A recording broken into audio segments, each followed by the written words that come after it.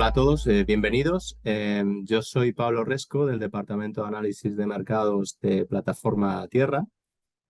Para los que no nos conozcáis, Plataforma Tierra es una iniciativa de Cajamar para mejorar la innovación, el conocimiento dentro del sector agroalimentario.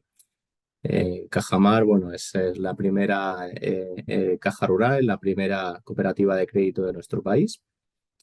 También entre las 10 entidades principales financieras y nuestro objetivo se sale ya del ámbito financiero y como hemos dicho al principio, bueno, pues uno de nuestros objetivos también es ayudar a acompañar al sector agroalimentario en la búsqueda de mejora, ¿no?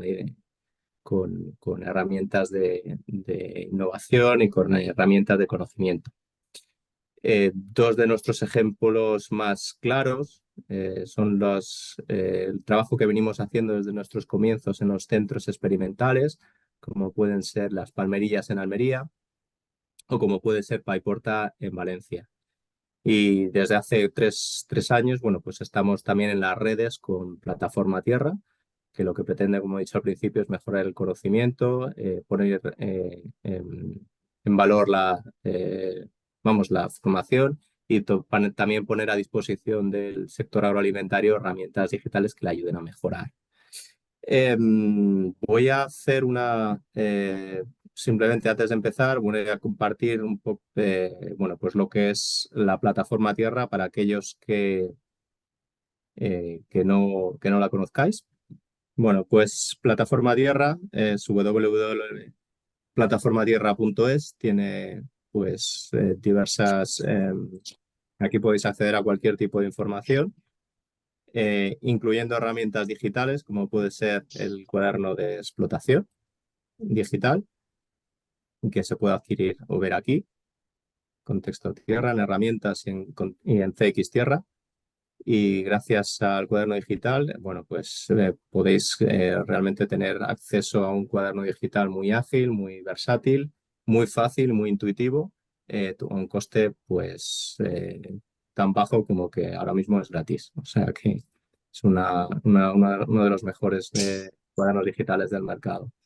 Y también en cuanto a información de mercados, dentro de esta pestaña podéis acceder a mercados y aquí acceder a información sobre todos los sectores agrarios, información de mercados, pues como puede ser en este caso frutas de pepita, bueno, pues desde precios, ya veis que aquí podéis ver la evolución de los precios, las mejores cotizaciones de forma dinámica.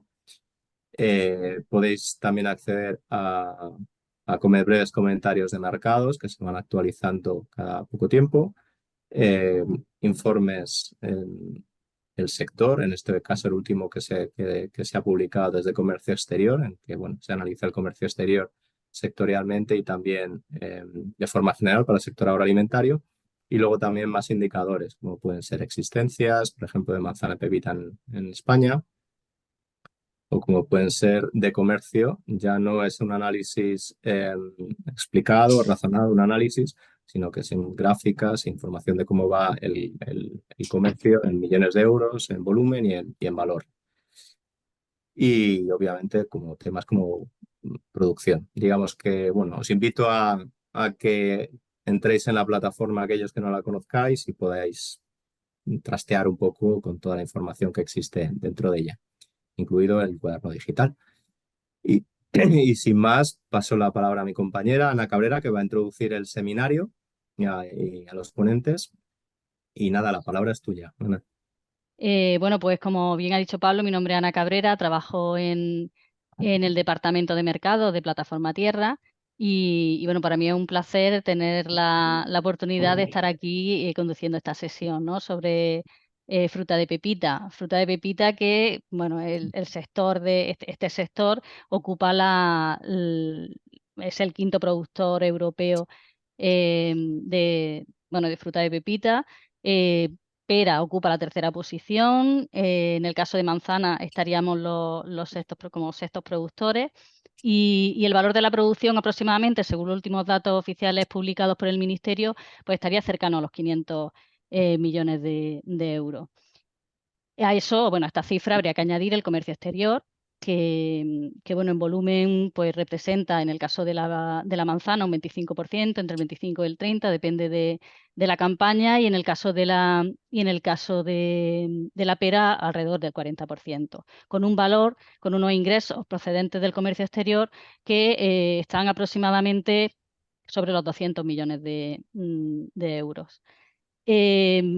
Precisamente por esta importancia económica que tiene el sector, pues se ha decidido organizar este webinar de fruta de pepita. Y bueno, lo que queremos ver en este webinar o queremos analizar es cómo se está comportando el sector en la situación económica actual, cómo está influyendo la inflación, y bueno, también cómo están influyendo la sequía y las altas temperaturas en el desarrollo de los cultivos y bueno, las previsiones, ¿no?, de cara también a la próxima campaña. Y lo queremos hacer, bueno, pues de la mano pues de sus protagonistas, de personas referentes en el sector, ¿no? Para ello, pues vamos a tener una primera sesión donde se va a hablar, pues, de cómo se está desarrollando la campaña 2023-2024, y posteriormente se va a tener lugar una mesa de debate, ¿no?, pues para ver cuál es la situación, debatir sobre las características y qué es lo que está pasando actualmente, tanto presente como de cara a futuro. Quería comentar, antes de empezar a presentar al primer ponente de la tarde, que el chat está abierto para cualquier persona que esté conectada y que quiera hacer alguna pregunta, comentario, y bueno, principalmente de cara a la mesa de debate, pero no obstante, si alguien quiere hacer un comentario o una pregunta puntual sobre la exposición de nuestro primer ponente, pues no hay ningún problema, se la planteamos cuando termine. Y ya sí, empiezo a presentar a los ponentes. El primero en intervenir pues, va a ser Manel Simón y Barbero, que es ingeniero agrónomo por la Universidad de Lleida. Ha realizado un MBA por la Escuela de Negocios de La Salle, un programa de dirección por ESADE Business School y un máster de dirección de operaciones por la Universidad Politécnica de Cataluña. Consta con una amplia experiencia en producción, calidad, logística, marketing e innovación y desarrollo de productos lácteos y frutas, tanto en el ámbito del gran consumo como para el canal Horeca. Actualmente es director de Afrucat, Asociación Empresarial de la Fruta de Cataluña, que aglutina a las empresas frutícolas catalanas y trabaja en ámbitos de promoción de la fruta, apertura de mercados, generación de indicadores de mercado y seguimiento técnico de los cultivos, así como de central de compras y de negociación de recursos para sus asociados. También es vicepresidente de la Asociación Europea de Regiones Hortofrutícolas de Europa y secretario y fundador del Consejo Regulador de la Denominación de Origen Pera de Lleida. Asimismo, ha sido fundador y consejero delegado de la empresa Top Quality Fruits, empresa que comercializa en exclusiva la DOP Pera de Lleida bajo la marca Edenia, el sabor del paraíso. Bueno, panel, bienvenido. Muchísimas gracias por tu asistencia, por estar aquí con nosotros, y también, bueno, dar las gracias a Frucat pues, por la implicación en la organización del webinar. Cuando quieras, tienes la palabra. Nada, gracias a vosotros por la invitación. Básicamente, he preparado una pequeña presentación con mi equipo para dar pie a la mesa redonda con mis colegas de aquí, de Cataluña, de empresas referentes. Tenemos a Joan Senentí, que es nuestro presidente del Comité de Manzana y Pera, no solamente de Afrucat, sino también de FEPEX en España, y Venansi Grau, que es nuestro representante de Gerona y presidente de Giro Poma, ¿no?, una de las empresas importantes de la IGP Poma Girona. Entonces voy a compartir pantalla para hacer una pequeña presentación donde vamos a ubicar cuál ha sido la evolución productiva en Europa de manzana y de pera, no solamente de España, sino de nuestros países competidores. Después haremos un pequeño flash de uno de los últimos stocks para ver cómo estamos y cómo vamos también en evolución de precios, de salida de Central y Palot, de los precios que vamos siguiendo con nuestras empresas en comparativamente a los últimos 4 años. ¿De acuerdo? Comparto pantalla. Me decís si lo veis bien, ¿sí? Bueno, pues mirar, según en esta gráfica podemos ver la evolución de la producción desde el año 2000, es decir, una observación de 24 años, ¿no?, de la producción en los principales países de manzana en Europa, incluyendo el Reino Unido. En el eje de ordenadas derecha sería el orden de magnitud de la línea discontinua que hay superior, que sería la suma del volumen de producción de manzanas de toda Europa, ¿eh? Si veis, el volumen de manzanas de toda Europa se ubicaría en alrededor 12 millones de toneladas, de forma estable, con subidas y bajadas que van alineadas con las subidas y bajadas productivas de Polonia. A ella me referiré ahora, ¿no? Respecto al año 2000, pues estaríamos en ese nivel productivo, ¿eh? Esos 12 millones de toneladas. Hubo una cierta bajada productiva alineada con algún país miembro colega, Francia principalmente, pero también España, pero después esa recuperación fue propiciada por el principal país productor hoy en día desde el año 2011-12, pero con potencial desde el año 2006, que es Polonia, ¿no? Por lo tanto, 12 millones de toneladas, más o menos en término medio, que se producen en Europa de forma estable. El primer país productor, como estáis viendo aquí, es Polonia. Este incremento productivo importante es capacidad nueva instalada, sobre todo porque Polonia se ha ido organizando más y se ha ido aprovechando, como todos hemos estado haciendo también, de los fondos comunitarios, ¿de acuerdo? Que ha ayudado a impulsar la economía y la manzana en ese país, entre otros. El siguiente país, la línea gris, sería Italia. Veis una situación bastante estable en Italia, en alrededor, miramos el eje de ordenadas de la izquierda ahora mismo con los países, alrededor se ubica a las 2 millones de toneladas, de forma bastante estable. El siguiente país, Francia, fijémonos que en el año 2000 se ubicaba por encima de las 2 millones de toneladas, pero ha ido descendiendo su producción, básicamente por pérdida de superficie, arrancadas sistemáticas, y ahora está desde el año 2010-11 de forma estable, más o menos en el 1,5 millones de toneladas. Siguiente país tendríamos Alemania, muy estabilizado en el 1 millón de toneladas, muy estabilizado. Y después ya nos encontramos España, es la línea evolutiva verde. Vemos que si en los años 2000 nos podíamos ubicar en alrededor un potencial de los 800 millones de kilos, hemos ido perdiendo potencial productivo, ubicándonos ahora mismo más o menos a las 500.000 toneladas, 500 millones de kilos que anunciabas en tu presentación, ¿no? Esta pérdida productiva de España ha estado sobre todo liderada por Cataluña. Recordemos que sobre todo hace muchos años atrás en todas las zonas se producía casi de todo, ¿no?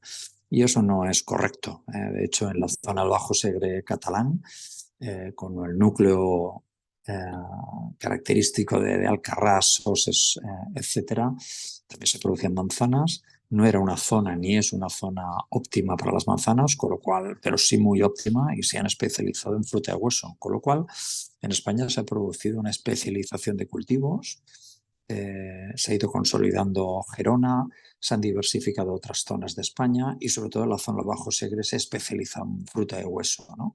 Por tanto, España tenemos una situación estabilizada, pero con tendencias de capacidad productiva al alza. Y creo que vamos en la buena línea de hacer las cosas mejor y reconquistar posiciones de consumo en el mercado, sobre todo en el mercado de interior. Después tenemos Hungría. Hungría, con estas subes y bajas, se ubica también en un potencial de los 500 millones de kilos como España, como veis aquí. ¿Vale? Vamos a seguir. Bueno, esto sería el cuadro numérico de los últimos datos de producción cerrados por WAPA, donde vemos la variación respecto a la anterior campaña. Lo que sería España, subíamos un 19% este año la capacidad la producción, cerca de los 500 millones de kilos, justamente porque el año pasado tuvimos unas afectaciones de heladas que afectaron mucho a la capacidad productiva. Estamos por debajo de nuestro potencial este año, pero recuperando parte de la capacidad productiva respecto al año pasado. Si vamos a nuestra competencia europea por la franja más alta de calidad-precio, digámoslo así, nos tendremos que mirar qué pasa con Francia e Italia. Francia recupera su potencial productivo con una capacidad productiva, o con un nivel productivo, mejor dicho, de los mejores de los últimos años, un 8% respecto al año pasado, superando el 1.500.000 toneladas, que no lo superan las 4 últimas campañas, ¿no? Italia se ubica en las 2 millones de toneladas, en línea con los últimos años. Si miramos por la franja baja de competencia, pero no menos importante, porque en términos de recesión económica, problemas de liquidez para los consumidores, los países con menos costos de producción, como serían Polonia y Portugal, pues hay que estar muy atentos con lo que hacen o con lo que les pasa en producción. Polonia pues, ha tenido otra vez una pinchazo este año en producción, un 17% de caída respecto al año pasado. Veis viendo este siga-zaga, sub y baja, ¿no? Esto es debido a las altas temperaturas, perdón, a las bajas temperaturas, a los fríos fuertes y a veces invernales, otras veces en primavera, que algunas veces afecta incluso a la capacidad productiva porque llega a matar raíces y árboles en algunos casos, ¿eh? Bueno, caída productiva este año en Polonia respecto a su potencial, y si nos fijamos en Portugal, un 8% por encima del año pasado, bueno, en línea su capacidad productiva instalada. Si nos centramos en la zona más importante de manzanas de España, que sería Cataluña, y hacemos este foco en nuestra casa, la previsión que realizamos para este año eran de cerca de 240 millones de kilos. Esto es un 9% por encima del año pasado. Vuelvo a insistir que el año pasado tuvimos heladas que afectaron a la producción, pero en cambio un 12% por debajo de la media de los últimos 5 años. No llegamos a nuestro potencial este año tampoco. Voy a insistir que en esta campaña ha estado caracterizada por la falta de agua al inicio de campaña. Después pudimos acabar regando la zona más importante de producción, que es la zona del Urgel, pero en las fases iniciales de cuajado del fruto, y especialmente la diferenciación celular antes del cuajado del fruto, es muy sensible la definición del tamaño. Por lo tanto, no hemos llegado a nuestros niveles de potencial productivo justamente en algunas zonas por problemas de tamaño. Aquí veis en la zona separada, zona de Lleida, la zona más importante, 150 millones de kilos. Zona de Gerona, 85-86 millones de kilos. La variación respecto al año pasado, 17 a 12, pero respecto a la media, Lleida menos 17. En cambio, en Girona, básicamente en línea al potencial productivo de los últimos años. Cabe destacar que Girona en los últimos 15 años se ha ido especializando en manzana, arrancando progresivamente los otros cultivos que ya quedan como minoritarios, dígase melocotones, nectarinas, peras, que aún de haberlas haylas, pero menos que hace años atrás, una especialización muy característica en manzana que les ha permitido incrementar su potencial productivo. Fijaros que prácticamente pues Girona tendría un tercio del potencial productivo de Cataluña hoy en día. En Lleida está estabilizada la producción en los últimos años, pero con tendencias en algunas zonas, sobre todo en el Prepirineo y algunas zonas del centro de Lleida por reconversión al alza. Si pasamos a ver la evolución de la pera, siguiendo en términos productivos, continuamos viendo aquí líneas discontinuas, la evolución de la producción sumada, acumulada de todos los países productores de pera en Europa. Por lo tanto, nos referenciamos a este eje de ordenadas de la derecha. Vemos que en estos últimos 23-24 años Europa ha perdido capacidad productiva en peras. Nos ubicamos en alrededor, por encima de las 2,5 millones de toneladas. Hoy en día en Europa estamos alrededor de un potencial de las 2 millones de toneladas. Es decir, en 24 años hemos perdido 500.000 de toneladas de peras. Vamos a ver por países y veremos algunas de las explicaciones a nuestro juicio y análisis. El primer país productor, como veis aquí, es Italia. O digamos, era Italia. Italia se ubicaba, si miramos ahora el eje de ordenadas de la izquierda, alrededor de las 900 millones de kilos.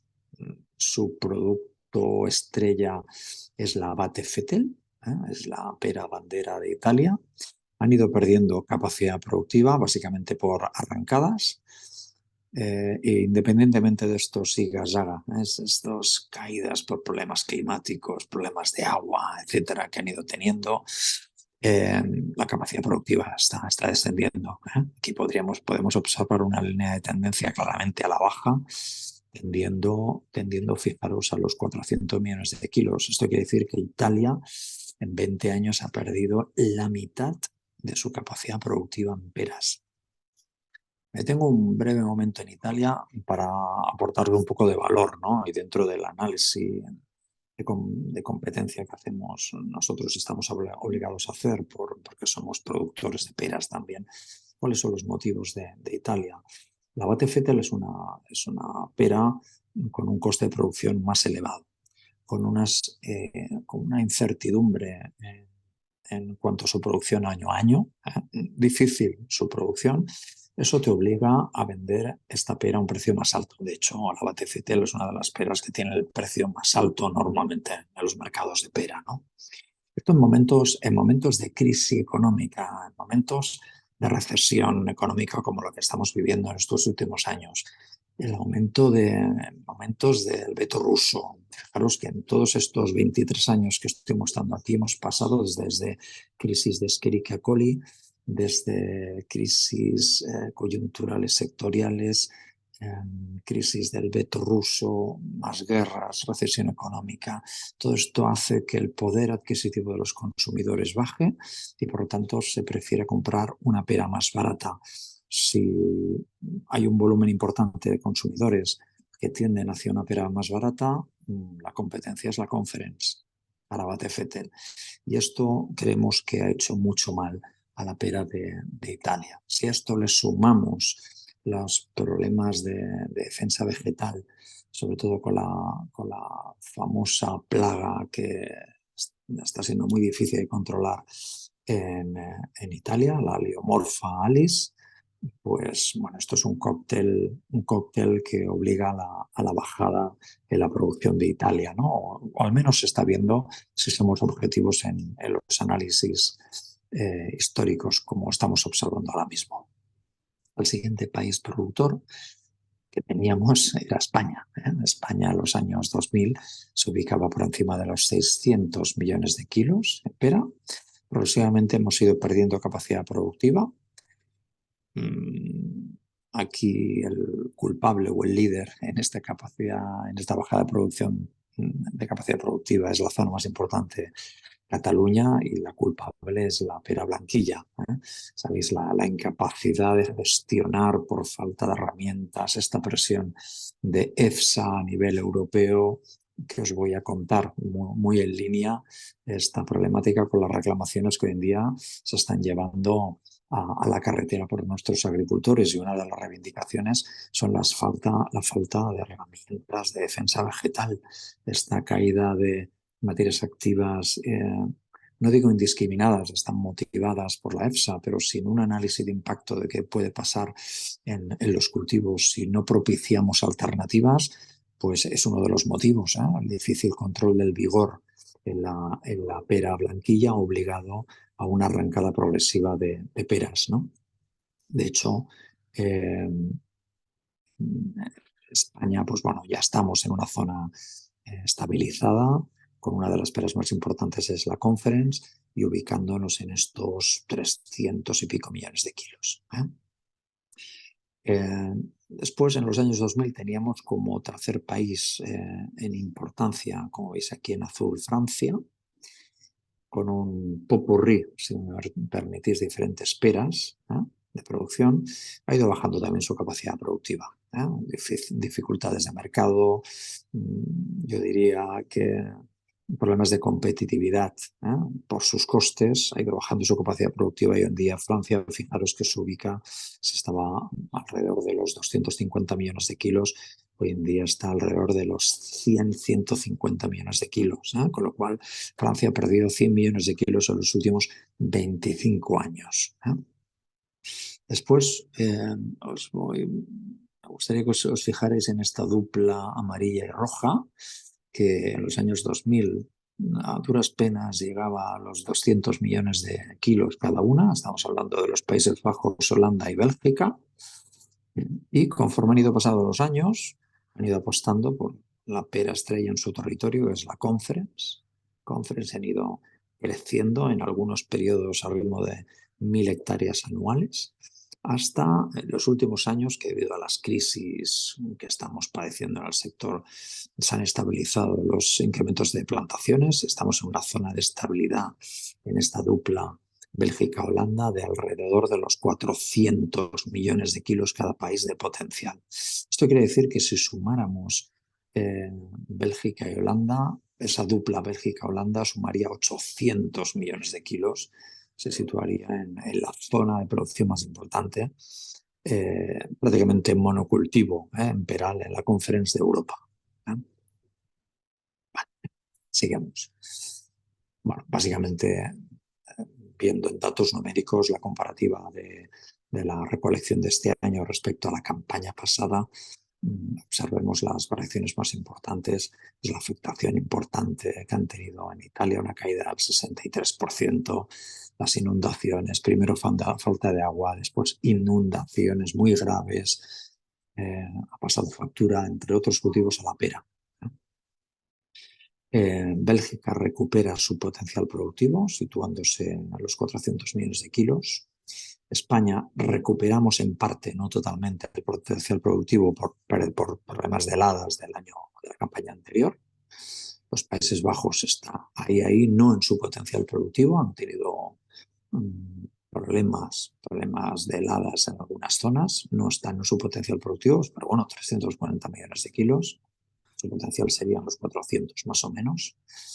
Caída de Francia, caída de Grecia, Portugal en su línea. Portugal, como sabéis también, está especializado en la pera rocha, están en esos 140 millones de kilos. Su potencial podría ser 200 millones de kilos.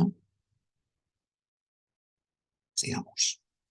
Bueno, si hacemos el foco también en Cataluña, principal región o comunidad autónoma más productora de peras en España, nosotros preveímos para esta campaña, la previsión era de 120-121 millones de kilos. Respecto a la campaña pasada, una cierta recuperación de la pérdida por heladas de la campaña anterior, pero prácticamente en línea en los últimos 5 años, 117 millones de kilos en Lleida, y ya veis las otras zonas con menor peso, aún manteniendo ahí el pulso. Girona con sus peras en los 2,5 millones más o menos. Bueno, si pasamos a ver un poco la situación de stocks de final de año, recordemos que en la fruta de pepita vivimos una primera fase después de la recolección de inicio de ventas hacia Navidades. En Navidades se estancan bastante las ventas, no se paralizan, pero se estancan bastante por cuestiones obvias de las Navidades, de otros objetos de interés, ¿no?, para comer, y después se reactivan las ventas después de Reyes, ¿no? La campaña más importante es después de Reyes, justamente de enero hasta que empalmamos con la próxima campaña, ¿no? Pero sí que a final de año, y con ese balance que solemos hacer en Girona, en Torroella, en Ungrico, nuestra jornada de Pomatec, que es un buen momento con estos datos para ver, bueno, cuál es la fruta que se ha vendido, cuál es la fruta que no se podía mantener en cámara frigorífica, y por lo tanto cuál es la fruta que nos queda ya con capacidad de ser conservada para la zona más importante de comercialización, que es a partir de enero, ¿no? Pues bueno, aquí vemos, para ser breve voy a ir directamente a los resúmenes, a los números en negrita, ¿no? Total de manzanas, pomes en Lleida, pues veis que los stocks a final de año, pues teníamos este año 140 millones de kilos, que exceptuando el año anterior por problemas de heladas, estamos muy por debajo muy por debajo de los últimos años. Fijaros, respecto a la campaña 23-21, respecto a la 21, perdón, un 21% por debajo de los stocks. En cuanto a operas, 55 millones de kilos de stock, también bastante por debajo de lo que sería una tónica habitual de por encima de 70 millones de kilos. 13%, 20% por debajo de las últimas campañas, exceptuando la anterior, que teníamos menos producción por temas de heladas, entre otras. Y la zona de Girona bastante estable, sin grandes afectaciones en respecto a los últimos años, pues en su tónica a nivel de final de año de esos 60 millones de kilos. Por lo tanto, en términos de stocks, como estamos viendo, una situación controlada para poder afrontar esa zona de comercialización más importante, que es a partir de enero. Una pequeña observación de precios de intercambios nuestros, privativos, pero que puedo compartir con vosotros. Son precios agregados de ex-work, que decimos, son precios a salida de central a la venta, ¿no? Comparativamente, comparando los últimos 4 campañas de comercialización.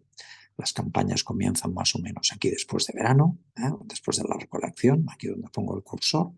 Por lo tanto, en verde la campaña 23-24 comenzamos aquí. Este nivel, estamos hablando aquí de Pera Conference bandeja 65 y más. Comenzamos en este nivel de precios por encima del euro 40, nos ubicamos en 1,40 € y aquí empalmamos amarillo ya con este año. Digamos que la campaña de comercialización 23-24 sería esta línea verde a la derecha que empalma con esta línea amarilla del año ya 2024. Por tanto, comparativamente los últimos 4 ejercicios estaríamos por encima, pero esto no es ningún consuelo. Pensemos que en los últimos años los costes de producción es cuando más han subido comparativamente a los últimos 10 años.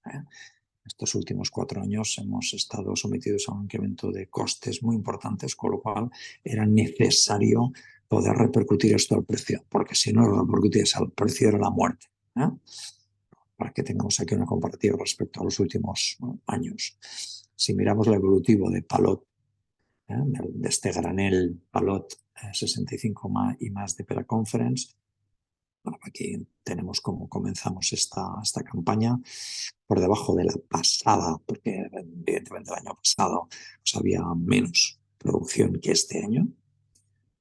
Alrededor, en una línea de los 90 céntimos, subiéndose hacia final de año, línea al euro, y entrando ya este 2024, estamos hablando, recuerdo Palot Conference por debajo del euro, evidentemente no, 90 céntimos, pero bueno, esto denota la falta de peras para mantener este nivel de precios en Palot. Si miramos alguna de las referencias, he seleccionado solamente dos tipologías de producto, la Conference y la Golden, para no perder muchísimo tiempo en otros. Un segundín.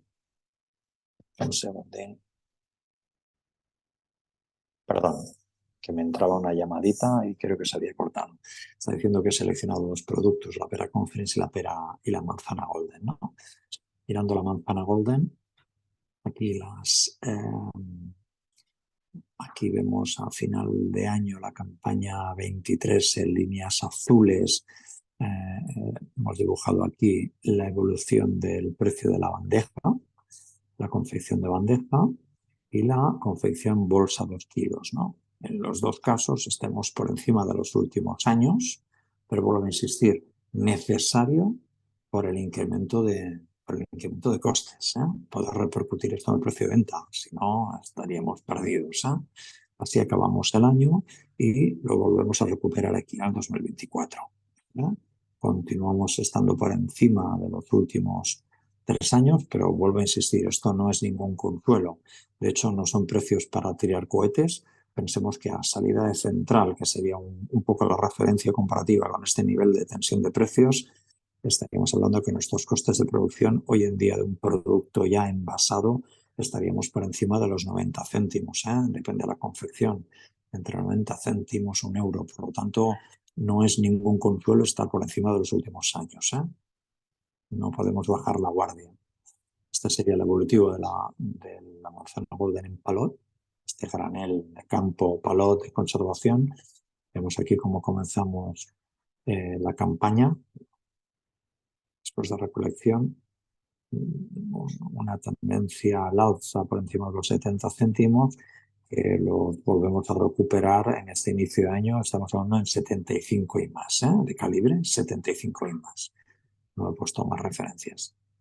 Y lo dejo aquí para no extenderme más y dar paso quizás a los comentarios también de los compañeros que me acompañan, ¿no? He puesto esta frase final, un poco marketingiana, ¿no? Como me gusta a mí, que reflejaría la situación actual, ¿no? Atención, sin prisa, pero sin pausa. Es decir, no nos apretan los stocks.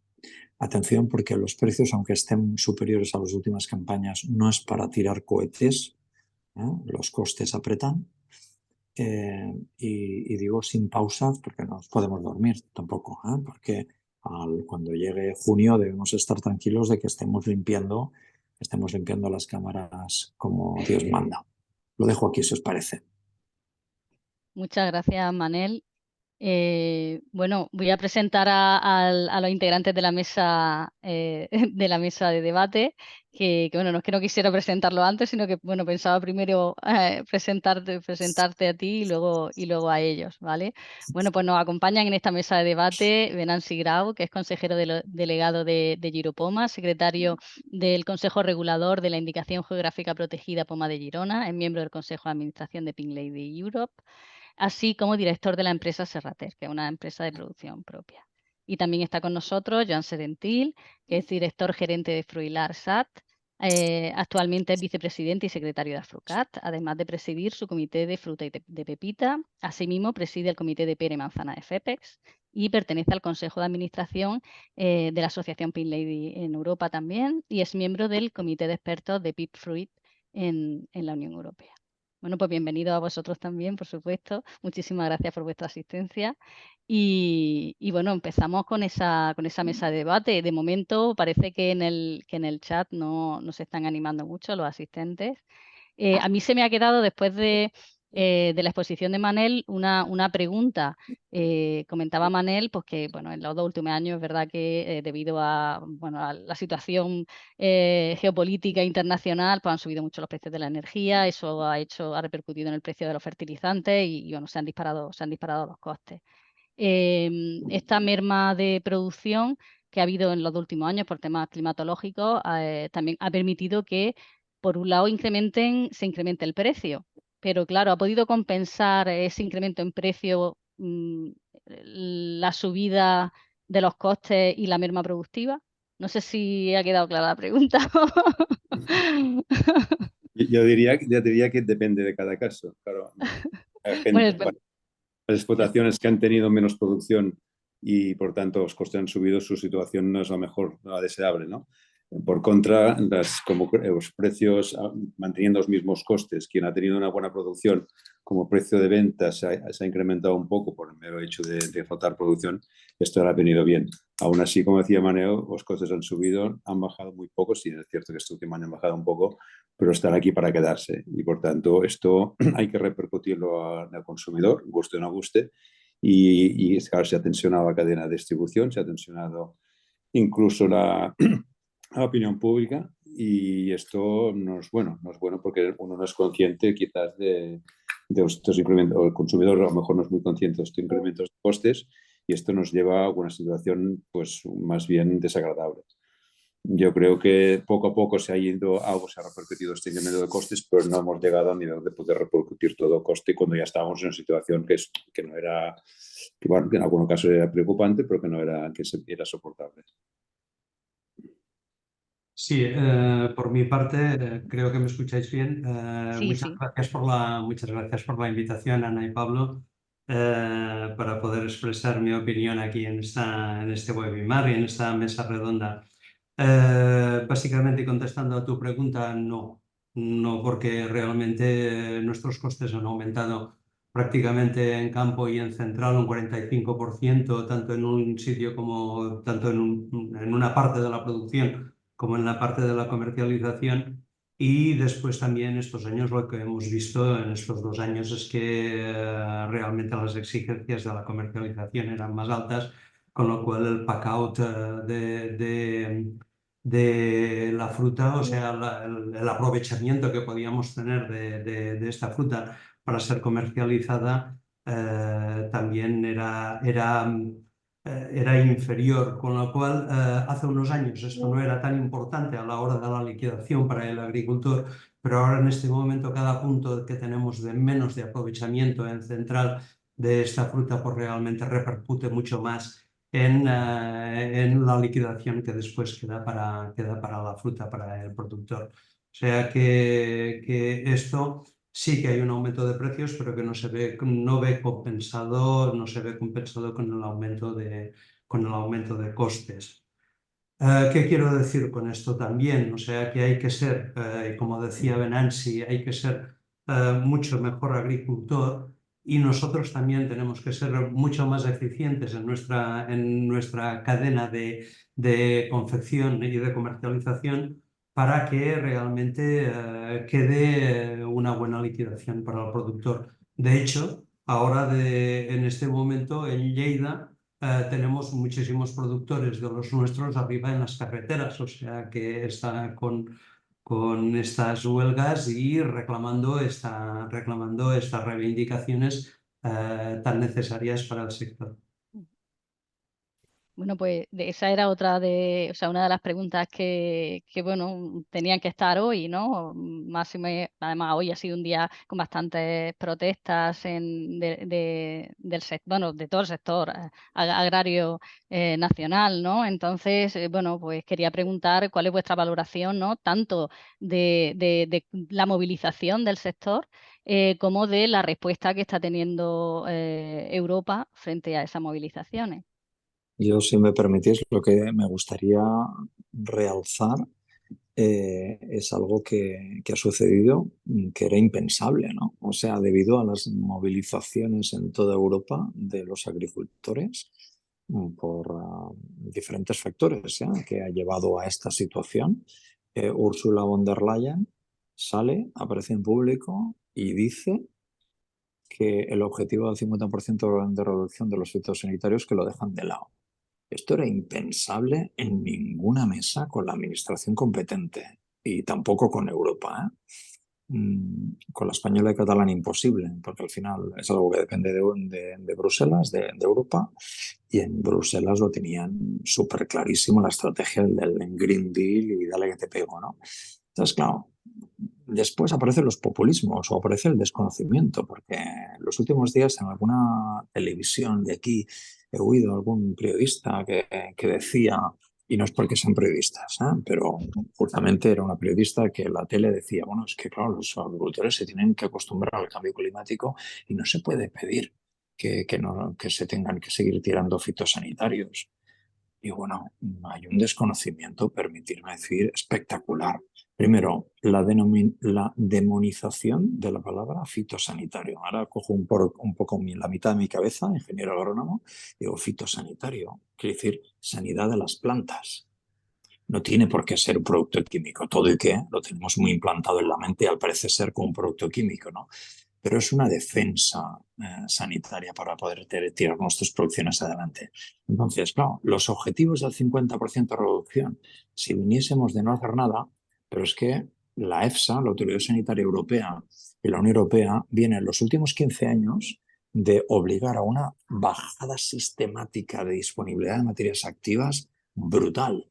Y nos hemos convertido, y somos, desde el punto de vista de la producción, somos los primeros que sacamos pecho, que somos la zona de producción más segura, con menos residuos del mundo, del planeta. Fijaros que no hace muchos años atrás en Europa se prohibieron la difenilamina y la etoxiquina, elementos básicamente antioxidantes, uno más persistente que el otro, pero la resta del planeta se están utilizando igual, sea Estados Unidos con renovación de las moléculas, sea en Chile, etcétera, ¿no?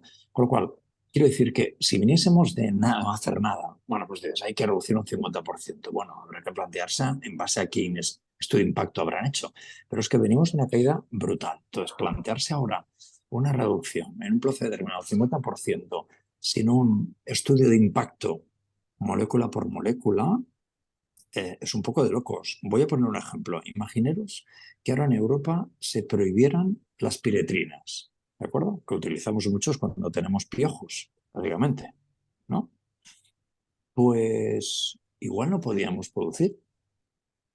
Igual no podríamos producir manzanas ni peras, ¿no? O se haría mucho más difícil para buena parte de la producción.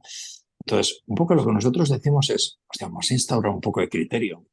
No solamente es vamos a cargarnos esta molécula por X, Y, Z que se está utilizando toda la vida. No, no solamente es esto, vale.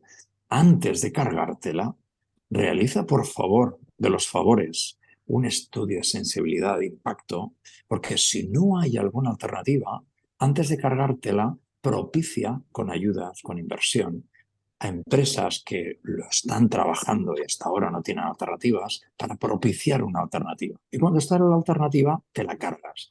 Porque si no hay un estudio de impacto, podemos correr el riesgo de no tener herramientas para poder producir. Y en algún binomio cultivo-plaga, la situación es que es de impotencia, ¿de acuerdo? Por tanto, la salida de Ursula von der Leyen diciendo lo que dijo, esto no es menor, ¿eh? Esto hubiera sido impensable sin las movilizaciones en el campo, ¿no? Con lo cual, bueno, detrás de esto, ¿qué estimamos nosotros que es factible que pueda pasar? Fijaros que la implantación obligada al cuaderno digital en Europa, pero liderado por los primeros que nos hemos apuntado, es España y Dinamarca, primeritos, ahí, primeros de la clase.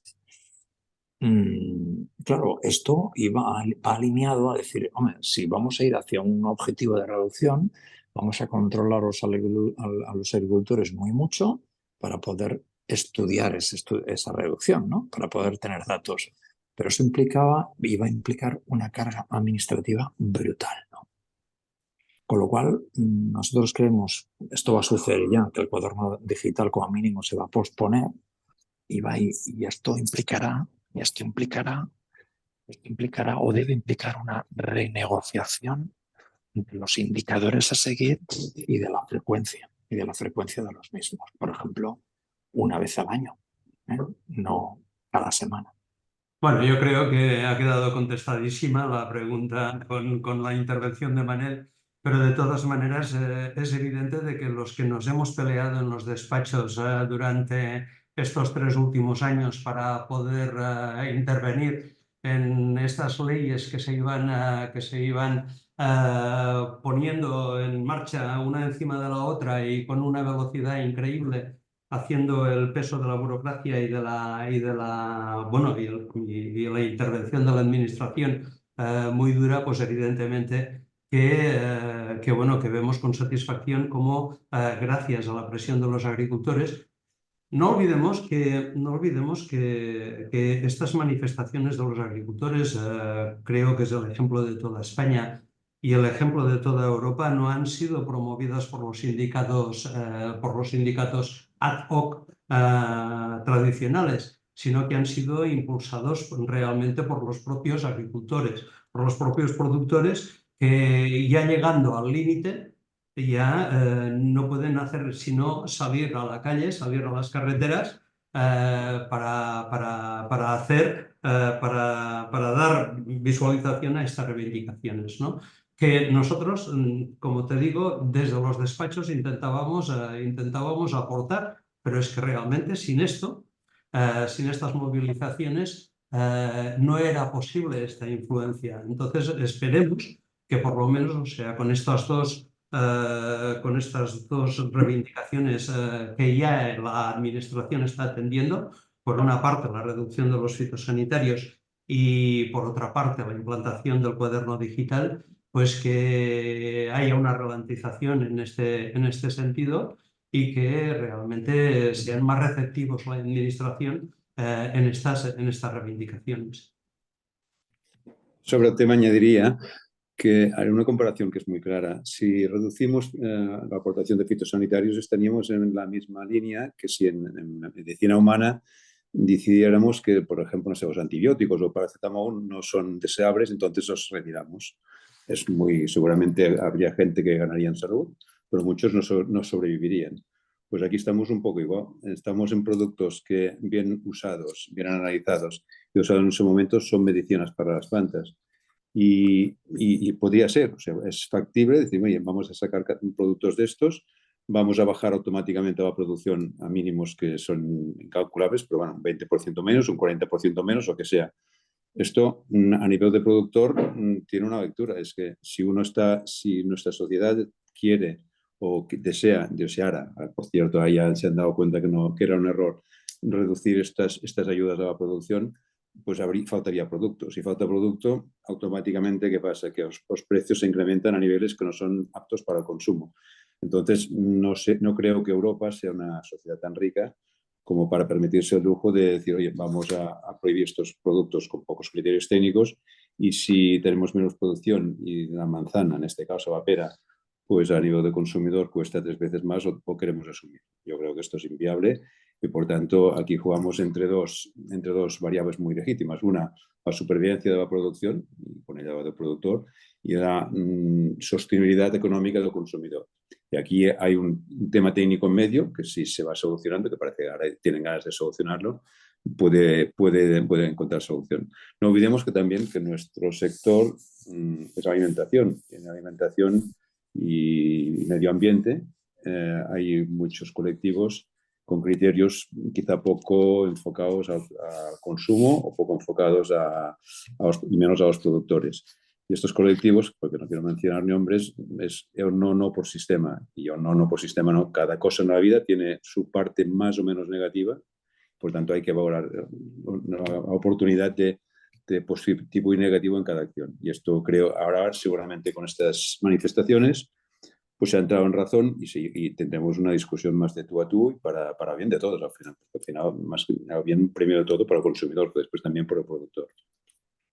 Es que solo ya para terminar con esta cuestión, Sí. me sale del corazón decirles que es que nos hemos sentido tan ridículos defendiendo esto en los despachos que hemos llegado a escuchar desde la administración de que la reducción de los fitosanitarios era para para preservar la salud de los aplicadores, porque la salud de los consumidores ya estaba suficientemente garantizada.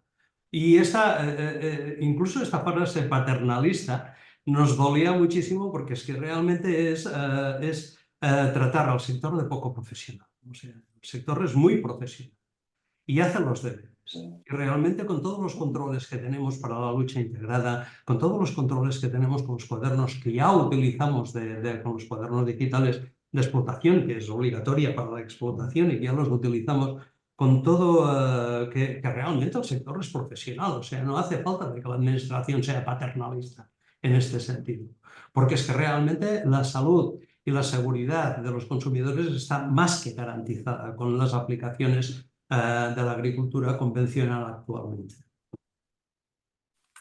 Bueno, muchas gracias.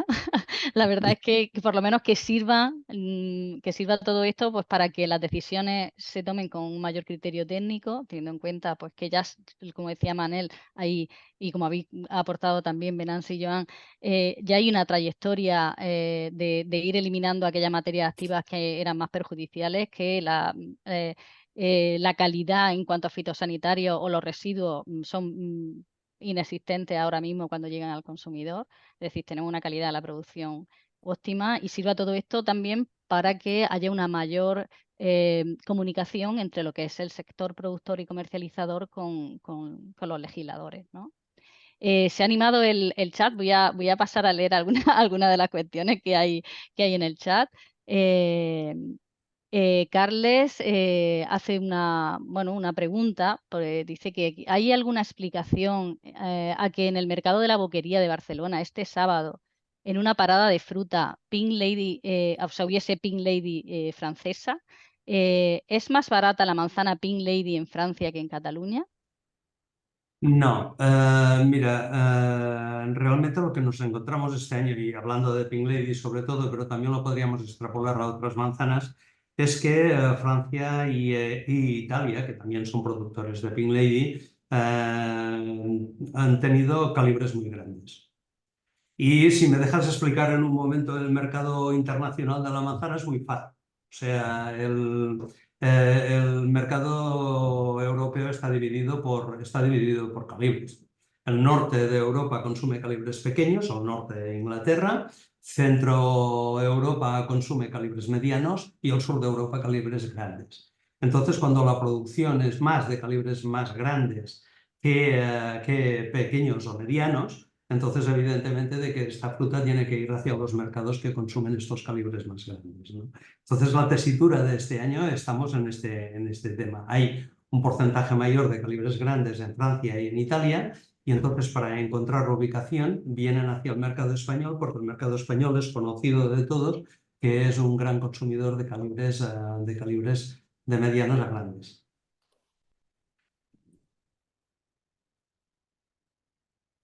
No te escuchamos, Ana.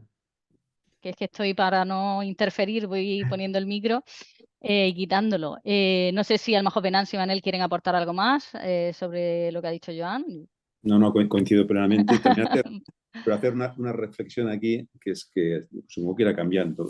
Italia y más Francia, el consumidor cuando va a la tienda mira su procedencia. En España no estamos aquí, por desgracia. Nos gustaría mucho que estuviéramos aquí y tenemos el orgullo de consumir manzana o pera de proximidad. Pero cuando ahí es un céntimo más barato no miramos el origen. Quizás ahora, y no es bueno esto con esta tendencia mundial que hay de desglobalización, íbamos a globalizar la economía y ya parece que vamos al revés, pues se coge un poco de conciencia y vamos a proteger más al productor de aquí. Pero bueno, en todo caso es una decisión del consumidor que tenemos que respetar y que fomentamos que vaya cambiando.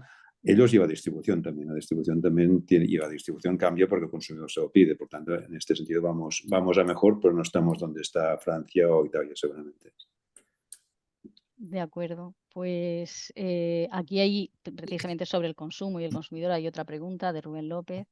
Y que también va acorde con con una pregunta que me gustaría haceros sobre consumo.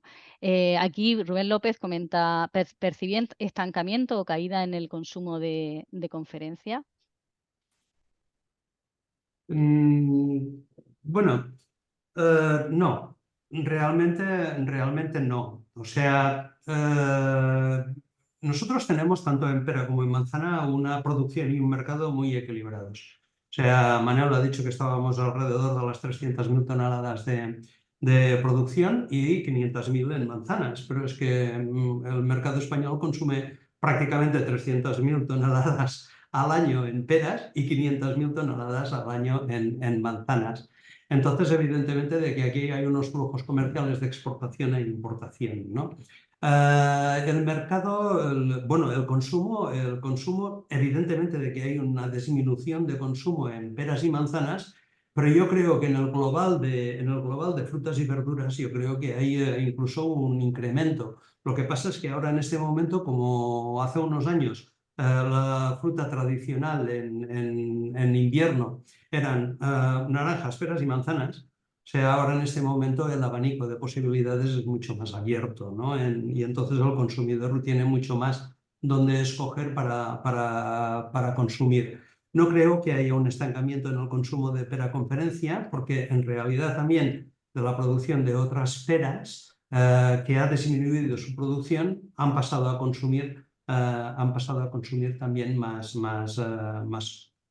conferencia, o sea, de que se va equilibrando el consumo entre variedades. Antes hablaba Manel del descenso increíble que han tenido la pera blanquilla, que era una pera evidentemente de producción nacional y de consumo nacional, y que debido a esta caída de producción también ha habido una caída de consumo. Entonces, este consumo para los consumidores de peras tradicionales se ha visto compensado con otras variedades. No, yo más allá de que soy un buen consumidor de pera de Lleida, que es buenísima, pero no sé poco de este mercado, haría una transposición con lo que pasa con manzana. Manzana también está bajando un poco consumo a nivel de España, pero hay variedades que están subiendo mucho. Yo creo que más que una bajada de consumo, que sí es real a nivel global, es una traslación de variedades. Hay manzanas o zonas de producción que no son óptimas para una buena calidad de manzana y estas sí que están bajando muy rápido.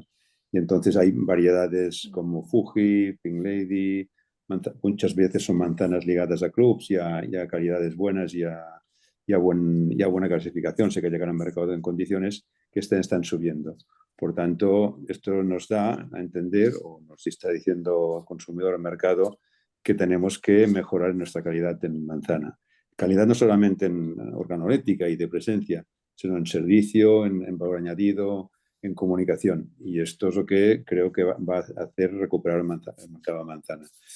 Haría un paralelismo con lo que puede ser, por ejemplo, el vino. El vino hace 40 años era un aporte de hidratos de carbono o de energía para la gente.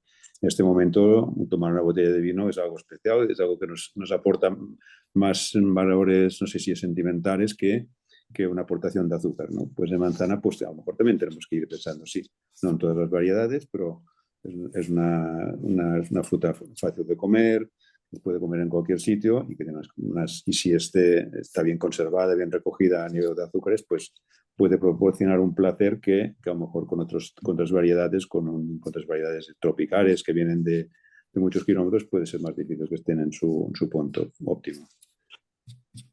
Entonces, ¿consideráis que toda esta reconversión varietal que se ha dado en los últimos años está teniendo sus frutos de cara al consumidor? ¿Consideráis que a pesar de esa buena aceptación, ¿no? por aquellas variedades que tienen mayor calidad organoléptica, em, eh, ¿consideráis que hacen falta, aparte de, o sea, además, campañas de promoción más directas al consumidor, tanto a nivel en clave interna como en los mercados internacionales? O bueno, es una cuestión de ir generando hábito por parte del consumidor? Si me permites, la promoción a nivel genérico es bueno y lo estamos haciendo, pero dudo más de sus frutos. Seguramente que sí, que incrementamos consumo, pero al final son pocas empresas que participan y aunque estén ayudadas por la Unión Europea, tienen un impacto que tienen. Yo creo que es como en todo producto, cuando hay una sobreoferta o queremos diferenciarnos, hay que ligar unos valores a una marca y comunicar. Porque decir, con todo de calidad, o sea, primero todo variedades adaptadas a los consumidores, calidad en producción, calidad en comercialización y todo esto ligado a una marca que hay que comunicar que esta marca, que damos valores y que no podemos fallar. Y esto en cualquier producto alimentario es así. Yo no se me ocurre ir a comprar un yogur de una marca X y pensar que no saldrá como la semana anterior. Pues en manzana tendría que pasar igual. Y esto es caro. Esto es caro y si ya estamos en una situación de que nos centramos mucho en costes, a veces nos olvidamos de que se puede ganar dinero de otras formas de la vida, ahorrando costes o creando valor. Y en manzana estamos en la línea de crear valor y creo que lo estamos creando en algunos casos más que otros. Y esto es lo que tiene que hacer subir la autoestima de los consumidores y, por supuesto, también de los productores. Yo estoy de acuerdo con lo que dice Venanci. De campañas genéricas tenemos experiencia y estamos haciendo, y evidentemente siempre tendrá su repercusión y tendremos su retorno, pero el mayor de los retornos es cuando tú ligas un valor a una variedad, a una marca y inviertes dinero en ello. Esto está íntimamente ligado con el volumen. Por eso es importante la integración empresarial, el aglutinar kilos, aglutinar volumen, para con poca marginación puedas ejecutar o decidir hacer campañas. Las campañas no son económicas, evidentemente hay muchos canales, pero es dinero que hay que invertir. Esto lo inviertes desde la profesionalidad, desde una gestión profesional que sea capaz de ver y montar un proyecto marquista ligado a un valor, pero también desde el volumen. Es muy importante el volumen. Pero yo creo que vamos en este camino, vamos a ver un futuro en los próximos 10 años muy cambiante en España en el sector de las manzanas y las peras, estoy convencido. Bueno, básicamente no queríamos hablar de marcas porque creo que tienes alguna pregunta en el cargador, ¿no? O sea, sobre el tema de marcas y tal. Pero bueno, quiero decir de que no tiene nada que ver la producción de manzanas y peras hoy, en el 2024, a hace 20 años. Ha cambiado muchísimo tanto la producción como la confección y la comercialización. y bueno, y realmente ahora en este momento, cuando tú hablas con la gran distribución, están más preocupados sobre la cadena de suministro que sobre los precios. O sea, están más preocupados en que tú puedas servir este producto y un producto igual durante todo el año, más que en discutir el precio, ¿no? O sea, esto ya se tiene que dar por sentado de que nosotros tenemos que ser capaces de tener un suministro de unas calidades que sean iguales durante todo el año. Y ahí sí que estamos avanzando, y las nuevas variedades que van saliendo, sean de flujo o no, todas estas nuevas variedades nos ayudan muchísimo en este sentido, porque aportan precisamente a lo que estaba diciendo Nancy, ¿no? Esa continuidad en la calidad en el suministro. Bueno, he visto que Manel ha contestado aquí algunos, algunos comentarios. Gracias. Bueno, pues otra de las cuestiones, aparte de, bueno, pues de lo que hemos visto, de todo lo que está pasando con la bueno, en Europa y con las reclamaciones actuales de los agricultores, lo que suponen las variedades de club, la necesidad de seguir promocionando el desarrollo de nuevas variedades y de conectar más con el consumidor.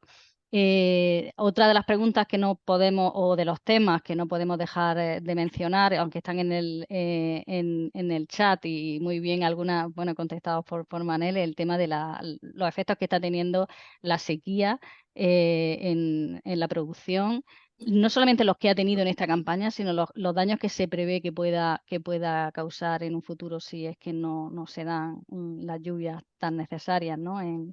en todo el territorio.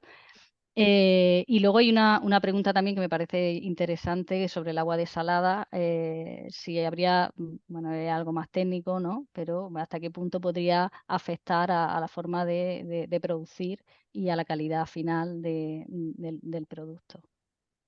De todas formas, yo he añadido aquí en mi comentario que no le veo ningún problema, teniendo en cuenta que ahora mismo no debo utilizar agua desalada para regar, sino que el agua desalada que se está planteando es, en todo caso, para consumo de boca.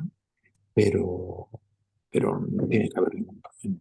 No tiene que haber ningún problema. Pensemos que el agua para las plantas, aparte de ser un recurso, que el equivalente para las personas, que sería el beber, para ser un poco docente, también es el vector de la alimentación, es el vector necesario para los nutrientes, ¿no? Entonces, no, desde el punto de vista técnico no veo ningún problema. Lo que necesitamos es agua, sea donde sea. Sea donde sea. Y de hecho, yo soy una de las personas que anima y que impulsa a nuestros gobiernos a que en todas las zonas de producción cercanas a la costa dispongan de plantas desaladoras, porque en situaciones muy críticas, como las que podríamos tener, por ejemplo, en Gerona o en Ribera de Ebro, que en el futuro que se pueda regar, porque lo más caro es no poder producir. Bueno, un cierto contenido de sal en el agua tampoco hace daño. O sea, de hecho, aquí que no tenemos, bueno, que estamos situados en el interior, no estamos situados en el litoral, pues realmente no tenemos acceso a esta agua desalada. Pero últimamente hay una cierta tendencia en algunos agricultores o productores de aportar un poco de sal al agua de riego para desbloquear diferentes nutrientes del suelo y también para activar la actividad metabólica de los árboles. O sea que realmente yo creo que siempre dependiendo del grado de sal que lleve, el agua, pero un poco de sal en la vida es bueno, ¿no? O sea, de hecho, poner sal en la vida, aparte de los hipertensos como yo, pues para todos los demás, pues tiene que ser fantástico. Tiene que ser fantástico. No, es preocupante el tema de la sequía, es muy preocupante.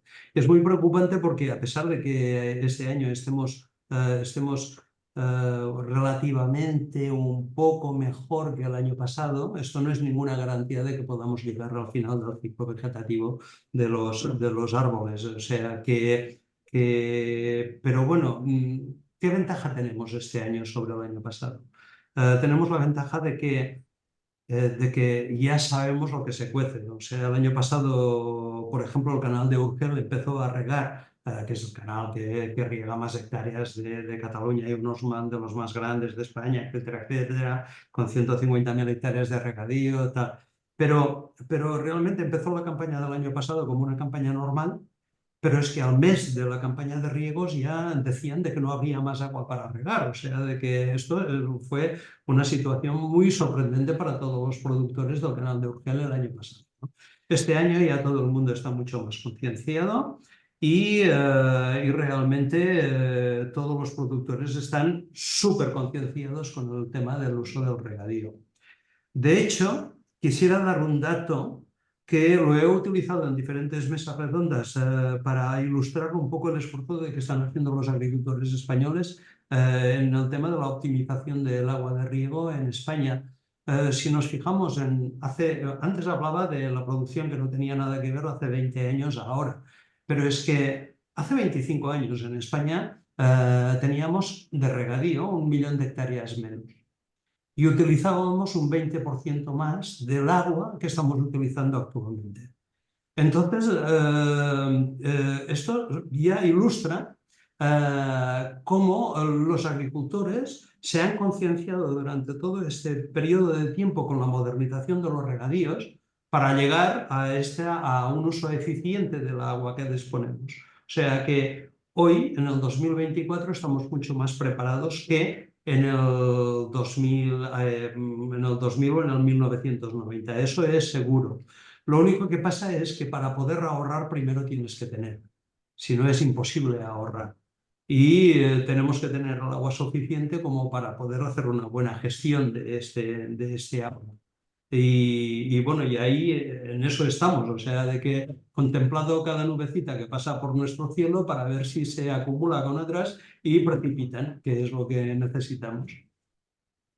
Y por último, para acabar, para hacer un contrapunto, en la zona nuestra de Girona, Girona Costa Brava, que estamos muy cerca de mar y fincas a 200 metros de mar, es muy contradictorio no tener agua para regar y ver la inmensidad del mar, ¿no? Entonces uno puede decir, es que agua desalada es muy caro. La verdad es que lo que están pagando en la zona de Almería los invernaderos por agua desalada incrementaría los costes de producción en manzana, para hacer un cálculo rápido, de entre un 8 y un 10%. Esto teniendo en cuenta que no pasaría cada año, sino que sería una situación de emergencia, pues no sería nada impensable, o sería muy lógico montar desaladoras.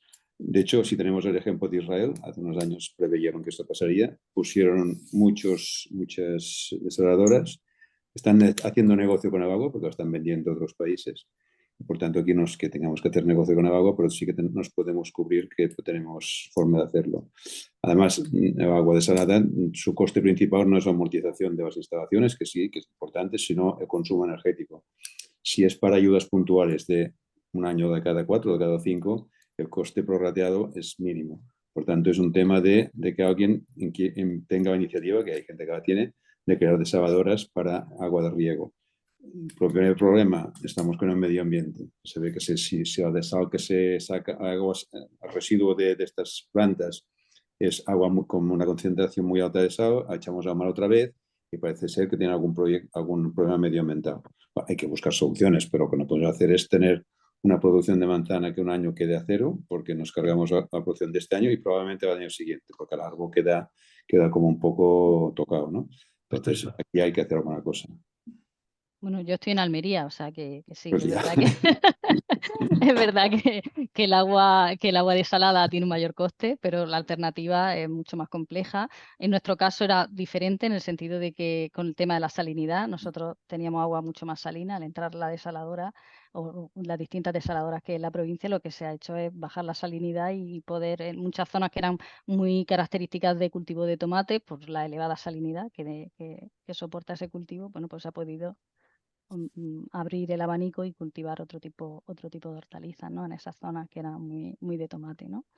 Yo creo que o sea, es imprescindible, ¿eh? Lo que pasa Yo es que, creo, bueno, un poco por abrir y porque el público y los ponentes pues conozcan pues, que realmente el agua desalada no tiene por qué afectar al cultivo. Respecto a las bueno, implicaciones medioambientales, bueno, pues habrá que ir buscando las soluciones, ¿no? Respecto a eso. Y bueno, y de cara a la campaña que viene, si vamos a ponernos en el peor de los escenarios, vamos a suponer que no llueve, ¿qué implicaciones tendría para la producción? Bueno, te diré una ¿Había hecho algún implicación. cálculo? Sí, bueno, básicamente estamos con los mismos cálculos que el año pasado. Ahora, por casualidad o por curiosidad, la zona más afectada por la sequía actualmente, una de las zonas más afectadas por la sequía es precisamente Cataluña. Y en Cataluña, pues hay zonas donde la Cataluña interior o la Cataluña más litoral podría tener más problemas de sequía y la parte más occidental pues no tendría tantos porque su configuración hidrográfica es más favorable a tener más reservas, a tener más reservas de agua. Evidentemente de que es un problema de no disponer, a pesar de que estemos un poco mejor que el año pasado, no quiere decir que estemos bien. O sea, significa de que si estábamos en la UCI, pues ahora estamos prácticamente para pasar la planta, pero que no estamos en una situación como para tirar cohetes ahora en este momento.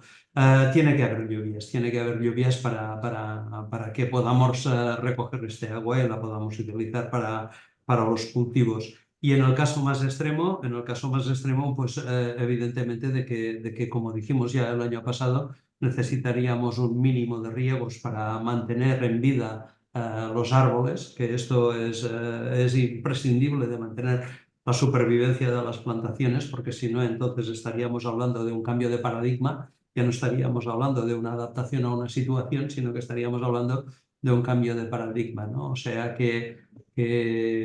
bueno, que esperemos de que la sequía esta no sea tan persistente y que podamos disponer de este agua. No olvidemos que la fábrica de los productores son los árboles, pero la materia prima de las centrales de comercialización, son las manzanas y las peras, y en este mercado de sobreoferta, un año no tener producción cuando no tienes sus clientes afianzados, en fin, ya es incalculable lo que puede costar recuperar este mercado. Por tanto, aquí tenemos un problema más, yo creo, más grave o tan grave como en producción, si esto se diera. Espero, como dice, que lloverá, seguro que lloverá y solucionaremos problemas. Pero al final también la gente se está buscando recursos de donde no habían. Recursos de buscar agua a distancia, de hacer cosas impensables. Pero claro, antes que una empresa, cualquier empresa que un año tiene todos los costes y no factura, tiene una situación que no es nada deseable. No sé si Manel quiere aportar algo más o si desde Afrucat han hecho algún tipo de cálculo sobre lo que pueda representar para la próxima campaña, así a nivel general. No, yo creo que no voy a redundar en lo del año pasado. Nosotros hicimos el cálculo el año pasado con diferentes escenarios. No lo hemos actualizado, pero es que será muy sencillo de hacerlo cuando le veamos los dientes al lobo. Aún estamos lejos de nuestra necesidad punta de riego. Pensamos que estamos saliendo del invierno, como aquel que dice, ¿no? Entonces, bueno, ahora mismo la situación hídrica en lo que son las cuencas, la cuenca que depende del Ebro, la cuenca del Ebro, sí que está mejor que el año pasado, pero con menos reserva de nieve. La zona más delicada que tenemos es la zona nordeste, Girona, pero vamos a ver, tiene que pasar mucho de aquí a nuestro inicio de diferenciación celular y cuajado de fruto. A partir de ese momento, pues debemos tener agua. Hay ciertas previsiones de que vaya a llover, pero tiene que llover mucho. Tiene que llover mucho y tiene que llover mucho en el norte, donde se acumula el agua, ¿no? Entonces vamos a ver cómo le respondía por el chat a Carmen, semana a semana, día a día. Cuando no hay agua, poco puedes hacer. Otra cosa es hablar de futuro y hablar de desaladoras, de cómo acumular esa agua cuando llueve a saco, por decirlo vulgarmente, pero a corto tenemos que ir viendo día a día. La situación parece estar mejor en una parte de Cataluña que en el pasado, pero esto no tranquiliza, en otra parte de Cataluña es dramática. Vamos a ver. Sí que también hay que añadir de que tenemos efectos. O sea, sí que el año pasado muchos de nuestros productores aprendieron a pasar el año con mucho menos agua, sobre todo en el canal de Urgel. Como decía antes, pasar de 8 a 10 riegos anuales a pasar a 4. Pero realmente esto también ha tenido consecuencias en la fruta y en la conservación. En el caso de la pera, pues la conservación, una vez la sacas del frío, la evolución de la pera es mucho más rápida. O sea, eso hay que tenerlo en cuenta para planificar la apertura de las cámaras. Y también hemos tenido, en algunos casos, en muchos casos en manzana, hemos tenido un calibre más pequeño. Y aquí sí que lo juntaría con lo que estaba diciendo antes de los mercados divididos por calibres de Europa, ¿no? O sea, si tenemos el calibre más pequeño, tenemos menos acceso con nuestras manzanas a nuestro mercado. Entonces es posible de que haya una entrada de calibres grandes de otros orígenes. Pero que realmente regar poco también tiene sus consecuencias y tenemos que aprender a vivir con ellas, ¿no? O sea que hay que tenerlo en cuenta. Yo añadiría que la sequía es una consecuencia del cambio climático. A medio plazo no me preocupa, porque agua se puede fabricar agua, o se puede salar, se puede hacer muchas cosas. Pero hay cosas contra las que no podemos luchar. Por ejemplo, el calentamiento global, las altas temperaturas de invierno que hace que las plantas no hagan el paro invernal, esto sí que tiene difícil solución. Y por tanto, yo creo que habrá zonas, espero que sea a medio o largo plazo, a largo plazo, donde será complicado o será difícil en algunos años que se pare el árbol y por tanto habrá que reducir. Habrá una zona de producción seguramente no podrá ser apta, que hoy es apta para producir manzana y pera. Ya las tenemos muy identificadas porque algún año hemos tenido problemas de ello. Por tanto, depende de lo rápido que evolucione este calentamiento, nos puede llevar a situaciones complicadas. Y por otro lado, esto pues, hace a las altas temperaturas de invierno, menos frío. Pero cuando pasamos al verano, también, hace pocos días, estuve en la zona sur de España viendo una plantación de manzanas y tienen que arrancarla, porque el mes de julio les viene unos calores fuertes que hacen que la manzana se caiga. Aquí no hay solución, porque no podemos poner aire acondicionado a las fincas. Por lo tanto, aquí sí que es ahora que la reconversión tiene que ser de buscar zonas donde sean más aptas para producir, cosa que no es fácil porque bueno, más o menos está todo ya estructurado como está. Pero bueno, en principio esto es no está muy claro que esto siempre sea así, que hay ciclos que las cosas van bien, otros que van mejor. A lo mejor habrá que irse a producciones más de octubre, noviembre, porque en noviembre habrá menos heladas, o sea, habrá que hacer cambios. Y esto sí que hay que estudiarlo y hay que verlo porque aquí contra estos efectos sí que poca cosa podemos hacer los humanos. Bueno, nada más que intentar, pues, cuidar el medio ambiente lo máximo que podamos, pero bueno, en ello estamos, ¿no? Poco a poco, quizá más lento de lo deseable, pero bueno, estamos en el camino. En el chat hacen una mención bueno, el papel de la digitalización en el sector agrario y bueno, ya nos queda muy poquito tiempo, pero bueno, quizá podemos cerrar un poco con cómo veis vosotros la implantación de la digitalización en el sector, sobre todo como, bueno, en todos sus ámbitos, pero a mí me gustaría, por un lado, el hacer incidencia en como herramienta para ganar eficiencia en costes y también para ganar valor añadido, ¿no? Y mejorar la comercialización. Yo diría que, perdona, Joan.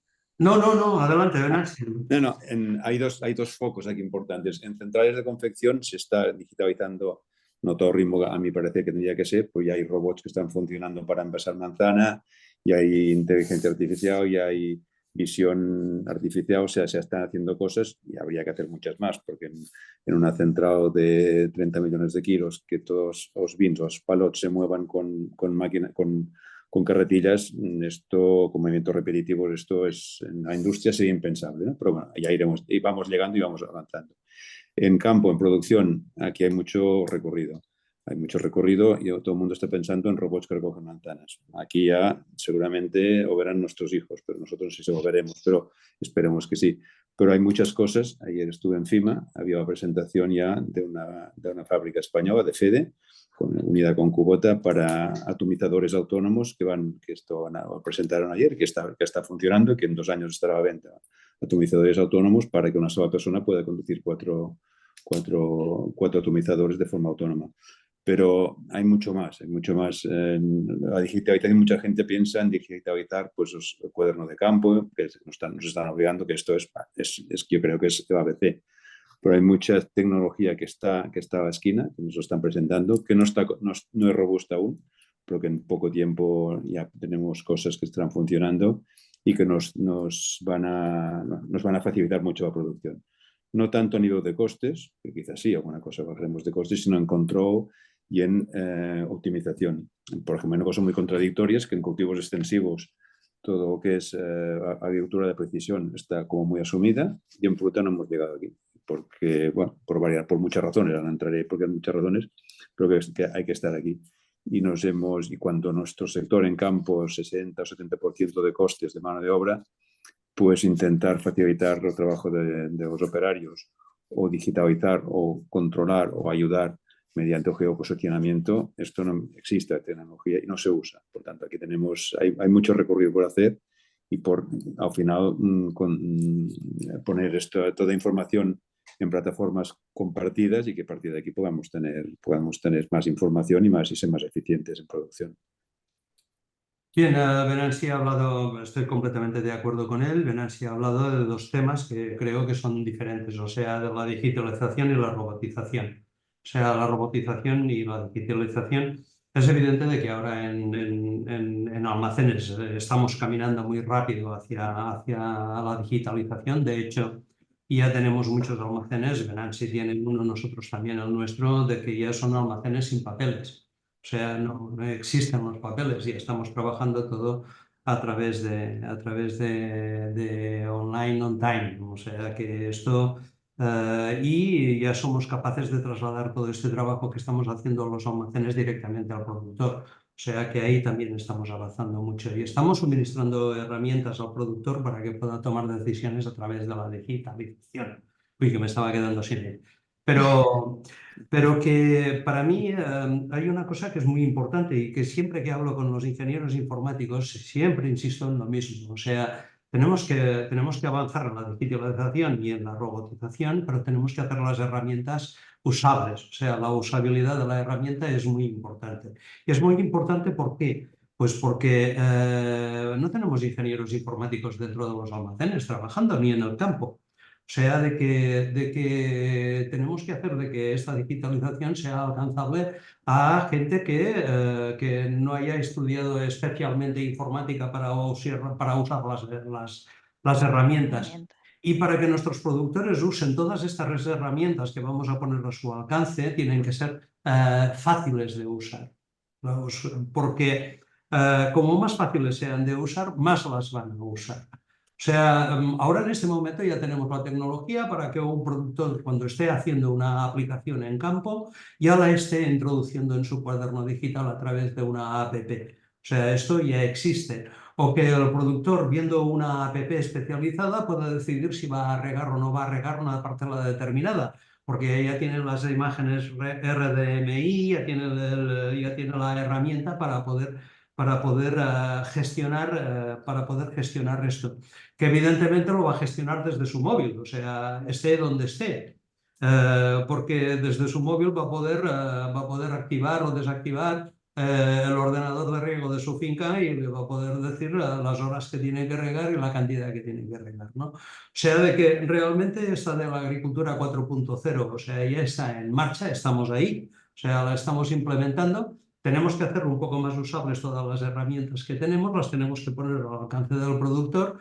y a partir de aquí podremos hacer lo que son los procesos de robotización. En central es mucho más fácil, o sea, realmente ya hay una experiencia en la industria que podemos aprovechar, o sea, la estamos aprovechando de hecho. De todas maneras, el robot en la agricultura es muy diferente del robot a la industria. En el robot a la agricultura le vamos a tener que pedir que tome decisiones. Y entonces, que tome decisiones, por ejemplo, un robot recolector tendrá que tomar la decisión de si una manzana la va a cosechar o no la va a cosechar, mediante sus parámetros de calibres, de color, de madurez, etcétera, etcétera. Lo que hacemos ahora un recolector hace de manera visual.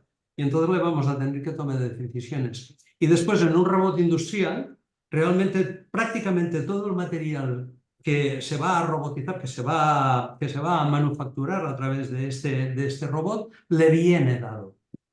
Y en el campo el robot tendrá que ir a buscar porque el producto es estático. Entonces, no solo tendrá que tomar la decisión de qué fruta recolectar, sino que trasladarse para irla a recolectar, ¿no? Y entonces esto son dificultades añadidas. Pero bueno, hay que decir de que estamos ya, incluso desde las asociaciones, desde AFUCAT con su AOP, ya vamos a invertir a partir de este año con el tema de la robotización en campo. Y creo que esto en breve tendría que dar resultados. O sea que bueno, adaptación de las plantaciones bueno, y conseguir más tecnología en el sentido de los robots. De hecho, hasta hace 4 o 5 años, robots para la manipulación de fruta en Central había 2 marcas. O sea, 2 fábricas que hacían estos tipos de robot, y ahora, 5 años después, pues ya tenemos muchas más fábricas que están aplicando diferentes tecnologías. O sea que yo pienso de que una vez abierta la puerta, como más se sumen y más conocimiento se sume a todo esto, a todo el tema de la robotización, pues va a ser mucho más fácil avanzar. O sea que creo que el avance en este sentido también va a ser exponencial. Ahora andamos poco a poco, o sea, prácticamente solo tenemos robots de pruebas, ya hay robots trabajando en los campos de pruebas, pero que realmente una vez esto ya sea en plan comercial, pues realmente ahí tendremos una evolución muy rápida. Pero insisto, las herramientas que tengamos, tanto digitales como robóticas, tienen que ser sobre todo usables. Yo creo que sobre todo en el tema de la robotización va a haber un avance muy rápido en los próximos años, sobre todo precisamente por el incentivo del coste de la mano de obra y a veces las dificultades que hay, ¿no? para poder encontrar esa mano de obra. Yo estoy de Pero acuerdo sí, contigo. Estoy pero, de acuerdo. Totalmente de pero, acuerdo. pero tiene que ser usable, eso es así. No, y lo va a Porque de ser, eso ¿eh? Y lo va a depende ser. el éxito o el fracaso de la implantación tecnológica, o en este caso de robotización o de digitalización. Si no Y es lo va a fácil de ser. usar. Lo va a ser, Ana. Mira, mis compañeros me conocen un poco más, saben que soy un fanático de la tecnología y de la digitalización al servicio de lo pragmático, ¿no? Y del día a día. Y estoy convencido, no tengo ninguna duda, que en los próximos 10 años vamos a dar un salto salvaje. Acordaros de esta frase. Ahí lo dejo. Bueno, vamos a tener que ir despidiendo el webinar. Me quedo como ideas principales bueno, que en general el sector de la agricultura no deja de lado la sostenibilidad, sino que solicita herramientas con una validez técnica y una alternativa antes de eliminar o de hacer cambios que sean drásticos, ¿no? para la producción. En el avance que se está haciendo por parte y el esfuerzo que está realizando el sector en investigación y desarrollo de nuevas variedades que se adapten tanto al cambio climático como a las necesidades del consumidor. Bueno, también en las inversiones, ¿no? Pues para sortear estas crisis que tenemos y este cambio climático de falta de agua, de aumento de las temperaturas y, por supuesto, pues de la inversión que se está haciendo tanto a nivel o en el ámbito de los almacenes y del manipulado como de campo. Quería bueno, agradeceros muchísimo vuestras aportaciones. Ha sido realmente una sesión muy interesante. Y bueno, pues nada, muchísimas gracias. Espero que los asistentes también les haya parecido tan interesante como a mí. Y nada, espero que nos veamos en otras ocasiones. Muchísimas gracias y que tengáis una feliz tarde. Muchísimas Vosotros, gracias por la Muchas gracias. invitación y hasta buenas siempre, tardes. Ana y Chao. Pablo. Muchísimas gracias. Buenas próxima. tardes. Adiós, hasta la próxima.